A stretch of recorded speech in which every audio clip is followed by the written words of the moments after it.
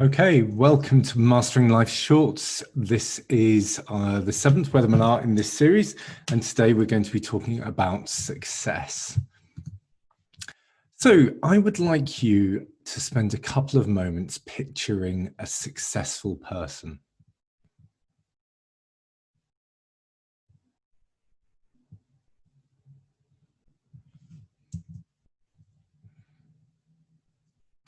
Maybe you pictured someone like Elon Musk or Jack Ma, someone who's got loads of money, who's successful in their business, who has really got somewhere in industry. Maybe you thought about someone like Taylor Swift, who was the biggest selling artist of the 2010s. Or maybe you saw someone who was at the top of their game in sport, someone like Roger Federer. Or maybe you pictured someone like Tarana Burke, who was the person who started the Me Too movement, or Mahatma Gandhi, who was instrumental in getting independence for India from the British Empire. Or maybe even someone like Greta Thunberg, who by just sitting in front of a public building in Sweden instead of going to school, really changed the dialogue about climate change across the world. And there are many different visions of what success might look like.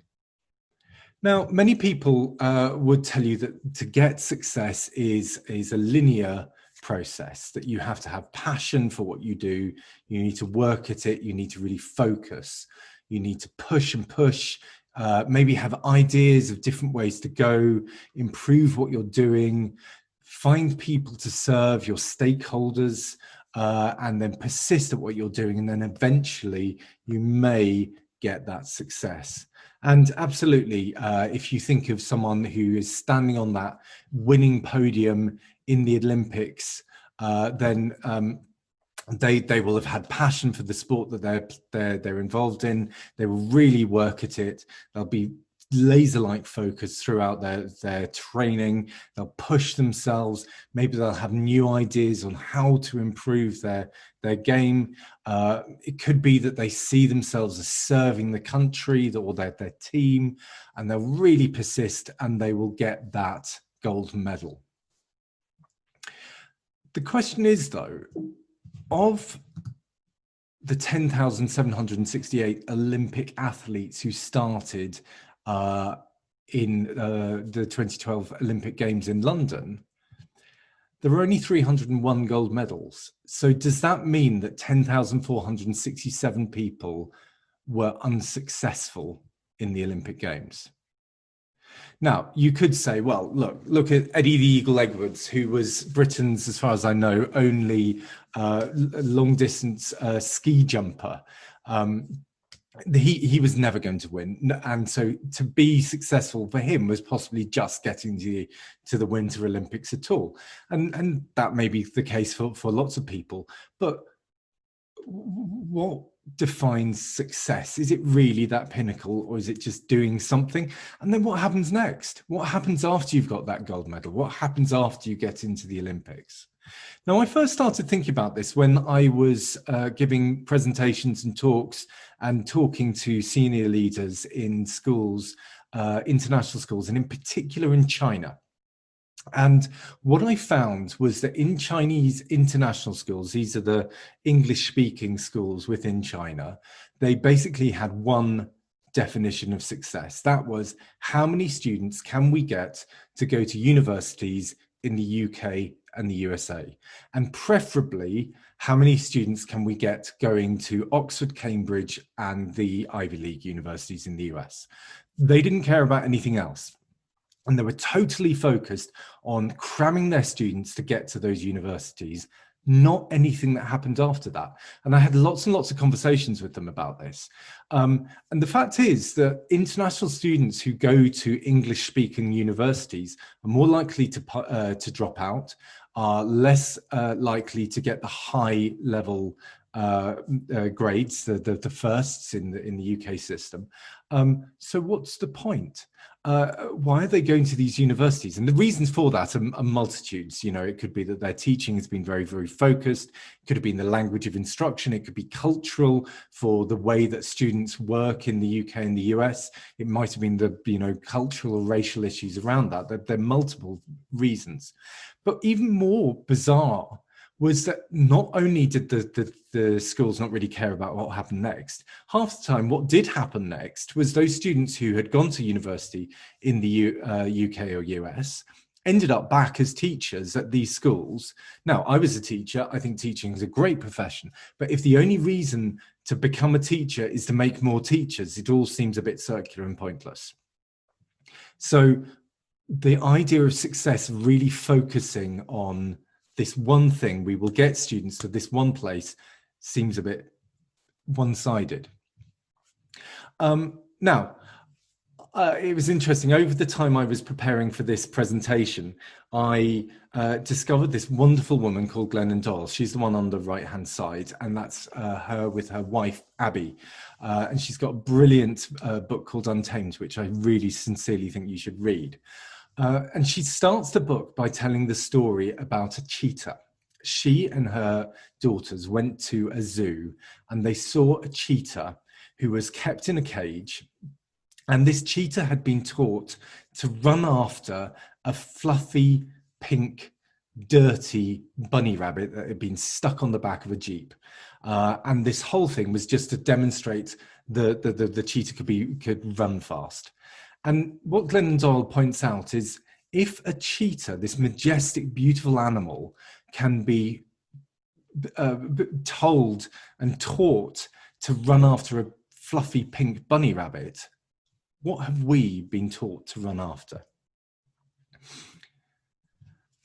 Now, a lot of the success that we think we need in our lives comes from those around us. That envy that comes when you look at people who are like you, who are, you know, they've got better jobs. They, you know, you look at the doctors and the lawyers and then engineers. We're told those are better jobs because society tells us they're better jobs. We look at people who've got money or better cars or live in better areas of our lives, and we envy them. And the closer they are to us, if they're the same age as you or they come from the same backgrounds as you and they have got better things in their lives, we really focus on that and say we've been unsuccessful in our lives if we haven't got what they have. We've got this whole concept of FOMO, fear of missing out. What are we missing out on? By focusing on something else all the time. Now, the irony is LGBT plus people for many, many years weren't given the same opportunities as straight or cisgender people. And now, as equality is becoming more of a thing across the world, suddenly the idea of the white wedding being a successful wedding, or the 2.4 children with the nuclear family and the 2 cars in the house in the suburbs is seen as the pinnacle, then for some reason we're all starting to believe in this same narrative that has been fed to people for years and years and years. In the past, when gay people were marginalized, often they were the ones who were creative, who were a bit more eccentric, which actually meant that they were living a life that was completely their own and true to themselves. And we've become more and more culturally streamlined into this abyss of whatever we're being told we have to define. So a question, how are you defining success in your life? This might be the success you've got, or it might be the success you're looking for. So when I was a teenager, my success was going to university like those Chinese students. And I wanted to go to a good university, but I didn't really know what I wanted next. I wanted a boyfriend, but I didn't know why. I just had this idea I needed to have a boyfriend. And we all do this. We want another job. And you think, well, what happens once I've got that job? What will be the next thing? Will I need a promotion? Will I need more money? I want a house. Then as soon as I got a house, I want the next house. It's like we're on an escalator that we're never happy with the thing we've got. Now, some of this goes back to the gratitude I was talking about last week. But some of it comes down to the fact that we're being fed this lie that we have to use SMART goals in our life. Now, for those people who don't know, SMART goals are specific, measurable, achievable, realistic or relevant, and time-related goals. And I was always pushing against these when I was a line manager in companies, because I was, for example, when I was a teacher, I was told the people in your department have to have SMART goals for their performance management.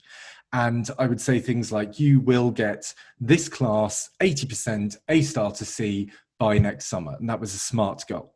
The point is, if 80% of the class got it, then what happens to the other 20% of the class? It's so focused that the people don't look at going further than the SMART goal. It's so time related that they don't look longer in their careers. It's all a bit pointless. And we end up doing this to ourselves. I will be married with a detached house by the time I'm 45 or whatever. Don't use those. What I implore you to use instead is think about the journey you're on. So many of us are so focused on that distant place that we may or may not get to, that we never look around and just look at the beautiful scenery and look at how that journey can be made more and more beautiful as we travel. So on the left-hand side, there's some goals. They're not SMART, there's no time, but they're the kind of goals that people would set themselves. I want to lose 5 kilograms. I want a promotion. I want to start a new business. I want to get 10,000 followers. Instead of that, why don't you think about something that you can do every day and can continue for the rest of your life? Instead of, I want to lose 5 kilograms, I want to feel healthier and more attractive. Now, that could be that today I'm going to do more exercise, or I'm going to eat healthily, or it could be that I do some work so I stand in front of the mirror and start believing that I'm a good-looking person. I want a promotion.